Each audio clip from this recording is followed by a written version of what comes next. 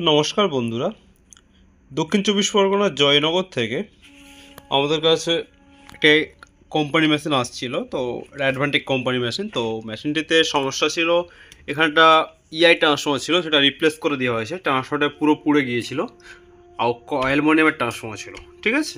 আর এখানে আছে এই একটা সেকশন, মনে হচ্ছে এই সেকশনটা একটা সেকশন প্রবলেম ছিল, শর্ট হয়ে গিয়েছিল, দুটো ট্রানজিস্টার খারাপ ছিল। তো ওটা এই সেকশনটা ওকে করা হয়েছে, এই সেকশনটা ওকেই ছিল, ঠিক আছে।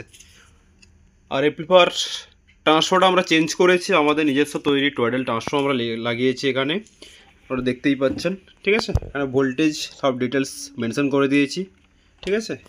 আমাদের লোগো দিয়ে রেডি করা আছে, আর এক অডিও, ঠিক আছে।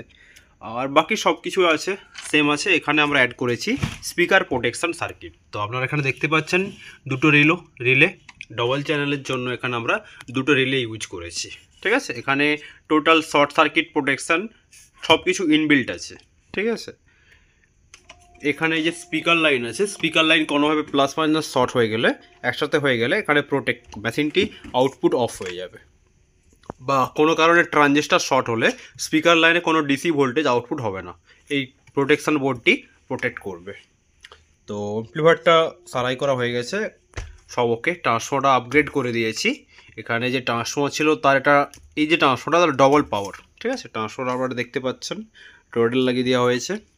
তো আপনারাও যদি এভাবে কোম্পানির মেশিন বা আপনাদের কাছে যদি কোনো মেশিন থেকে থাকে, সেগুলো যদি আপগ্রেড করতে হয়, ঠিক আছে, তো আমরা সেটাও করে দিতে পারবো। তো এখন ম্যাক্সিমাম টোটাল ট্রান্সফর্মার ক্ষেত্রে দেখা যাচ্ছে যে অ্যাম্পেয়ার ক্যাপাসিটিটা সেটা অনেকটা হাই, ইআইয়ের তুলনায় অনেকটা হাই হচ্ছে। তো পাওয়ারটা অনেকটা হচ্ছে, বেসের পাঞ্চ সব কিছু। তো এটা তো আমরা রেডি করা হয়ে গেছে।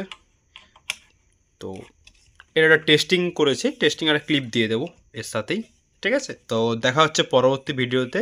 ততক্ষণ আপনারা চ্যানেলটিকে সাবস্ক্রাইব করুন এবং আমাদের সঙ্গে থাকুন।